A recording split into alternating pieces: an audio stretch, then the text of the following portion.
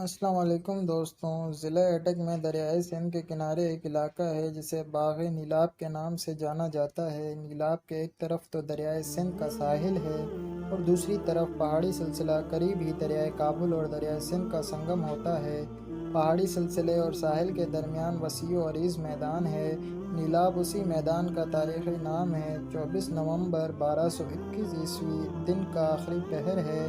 نیلاب کا میدان لاشوں سے اٹا پڑا ہے۔ ہر سمت انسانی اوزار ڈھیروں کی صورت میں نظر آ رہے ہیں۔ زخمیوں کی آہ و بکا سے کان پڑی آوازیں سننا دشوار ہے۔ آسمان پر منڈلاتے گدھوں کے ہول، جگہ جگہ گھومتے بغیر سواروں کے گھوڑے کے جن کے سوار قتل ہو چکے ہیں۔ بکھری ہوئی شمشیریں اور ڈھالیں اس بات کی گواہی دیتی ہیں کہ تاریخ اسلام کا ایک عظیم الشان معرکہ آج اسی میدان میں پیش آیا ہے۔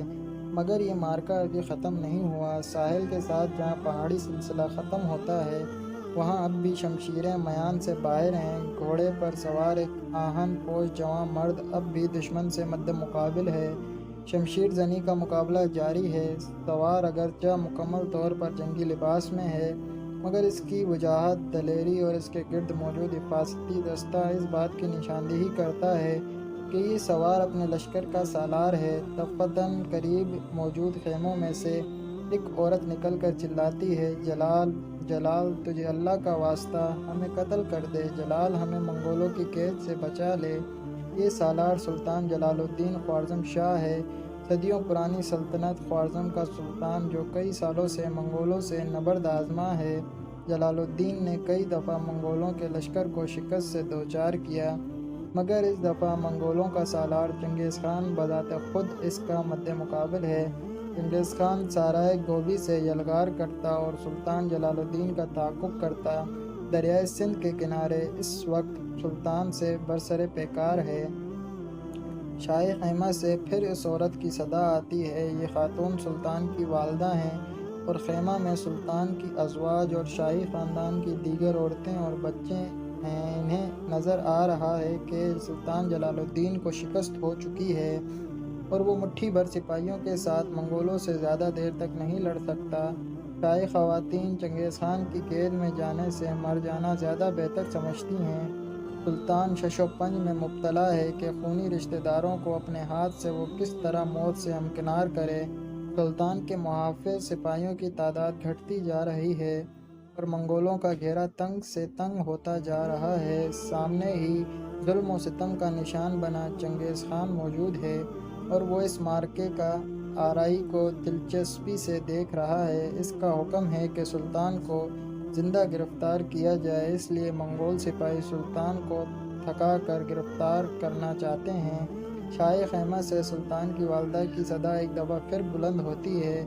اس دفعہ سلطان جلال الدین فیصلہ کر لیتا ہے۔ وہ شاہی خیموں کی طرف بڑھتا ہے اور پھر تاریخ ایک عجیب منظر دیکھتی ہے۔ سلطان شاہی خواتین کو، جس میں اس کی والدہ اور بیویاں شامل ہیں، یک بعد دیگرے دریائے سندھ کی موجوں کے سپرد کر دیتا ہے۔ اہل و عیال سے بے پرواہ ہو کر سلطان ایک بار پھر تاتاریوں کی افواج سے نبرد آزما ہو جاتا ہے۔ اس کے ساتھی تعداد کم ہوتی جا رہی ہے۔ منگول سپاہ کا گھیرا تنگ ہو چکا ہے۔ سلطان کے پیچھے دریائے سندھ کی موجیں اپنی جولانی دکھا رہی ہیں۔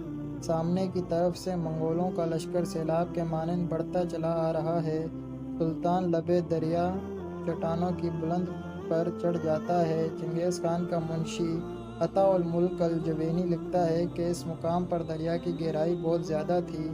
چٹان پر موجود جلال الدین اپنا تھکا ماندہ گھوڑا تبدیل کرتا ہے۔ تیر اندازوں سے محفوظ رہنے کے لیے ڈھال کمر پر لٹکا لیتا ہے، نیزہ، ترکش اور کمان ساتھ لیتا ہے۔ ایک مسکراتی نگاہ چنگیز خان کی طرف ڈالتا ہے جو سلطان کو زندہ گرفتار کرنے کی فکر میں ہے۔ اس سے پہلے کہ چنگیز خان سلطان کا ارادہ بھانپ لے، سلطان گھوڑے کو چابک رسید کرتے ہوئے خطرناک بلندی سے دریائے سندھ کی سرکش اور تیز و تند موجوں میں چھلانگ لگا لیتا ہے۔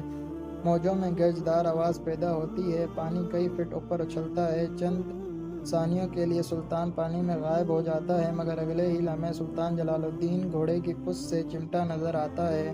نومبر کا مہینہ ہے، دریا کا پانی یک بستا ہے، اوپر سے سلطان کا جسم زخموں سے چور ہے۔ مگر سلطان کمال ہمت کا مظاہرہ کرتے ہوئے گھوڑے کی پچھ سے چمٹا رہتا ہے۔ وفادار گھوڑا اپنے سوار کو لے کر تیرتے ہوئے کنارے کی طرف بڑھنے کی کوشش کرتا ہے۔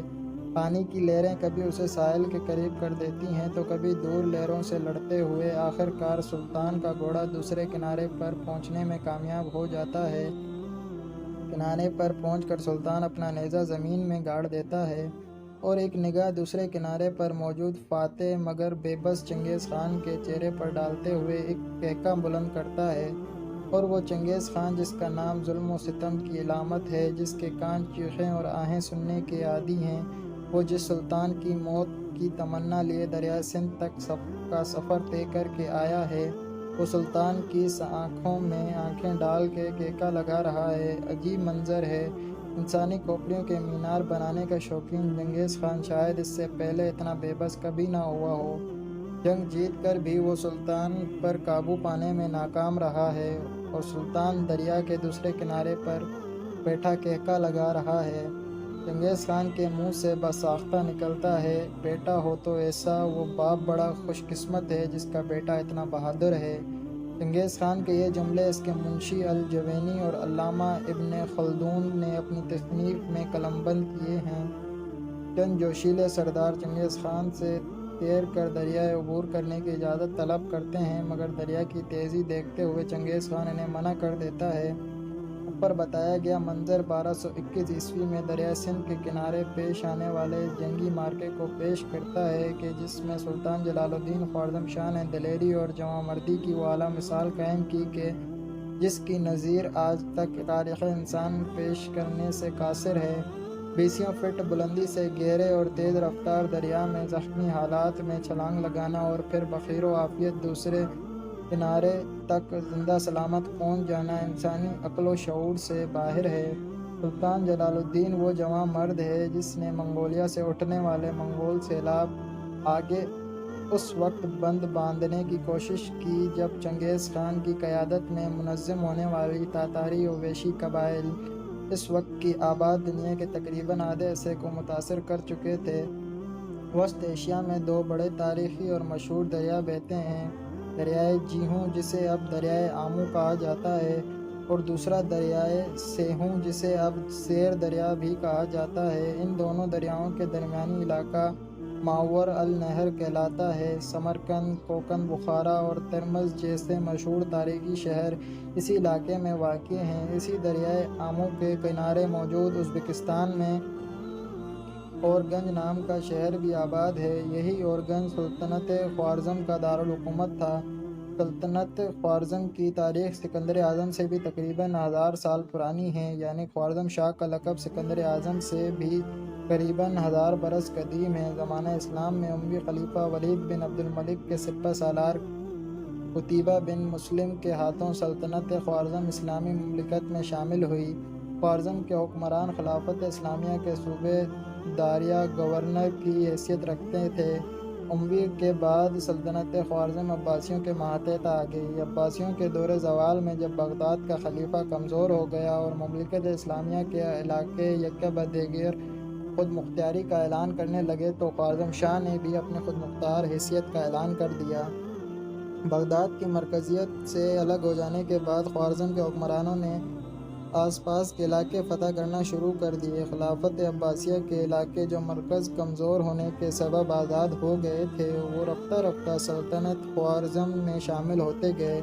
خوارزم کی سرحدیں وسیع ہوتی چلی گئیں اور آخر کار 1200 عیسوی میں سلطان علاء الدین محمد شاہ کے خوارزم شاہ بن جانے کے بعد سلطنت خوارزم کی سرحدیں تیزی سے وسیع ہونے لگیں۔ ماور النہر کے اکثر علاقے جن میں سمرقند، بخارا، کوکند، ترمز، بلخ، تاشقند اور فرغانہ وغیرہ شامل تھے، اورگنج کی سلطنت کے اندر آ گئیں۔ علاء الدین محمد خوارزم شاہ نے ترکان خطہ کے خلاف عظیم کامیابی حاصل کی۔ اس طرح سلجوقی ترکوں کی مقبوضات بھی خوارزم کے پاس آ گئیں۔ ادھر افغانستان کی غوری سلطنت کا سلطان شہاب الدین غوری اسماعیلی باطنی فرقہ حسن بن صباح کے فدائیوں کے ہاتھوں شہید ہو گیا۔ اس طرح غوری سلطنت انتشار کا شکار ہو گئی اور پھر خوارزم شاہ نے افغانستان پر حملہ کر کے غوری سلطنت پر بھی قبضہ کر لیا۔ پاکستان کے سرحدی علاقوں تک خوارزم شاہ کی مملکت پہنچ گئی۔ اسی طرح موجود سرحدی اعتبار سے سلطنت خوارزم اپنے زمانِ عروج میں موجودہ Uzbekistan, Turkmenistan, Tajikistan, Afghanistan, Iran, Pakistan کا صوبہ خیبر پختونخوا اور صوبہ بلوچستان کے کچھ حصے پر محیط تھی۔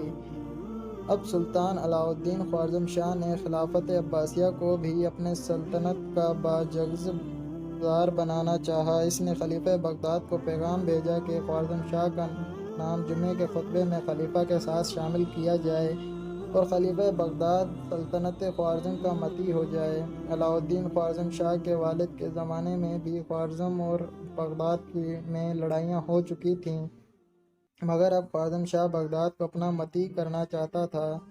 اس طرح خلیفہ بغداد اور خوارزم شاہ میں شدید نوعیت کے اختلافات پیدا ہو گئے، اور تاریخ نے دیکھا کہ ان اختلافات کے نتیجے میں مملکت اسلامیہ کے بڑے بڑے شہر منگولوں کے ہاتھوں برباد ہو گئے تھے۔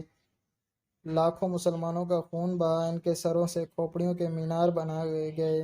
آخر کار نہ خوارزم شاہ بچا اور نہ ہی خلیفہ بغداد، دونوں ہی منگولوں کے ہاتھوں نیست و نابود ہو گئے۔ امید کرتے ہیں کہ آپ کو یہ کالم پسند آیا ہوگا۔ لائک کریں، سبسکرائب کریں اور شیئر کریں۔ جزاک اللہ۔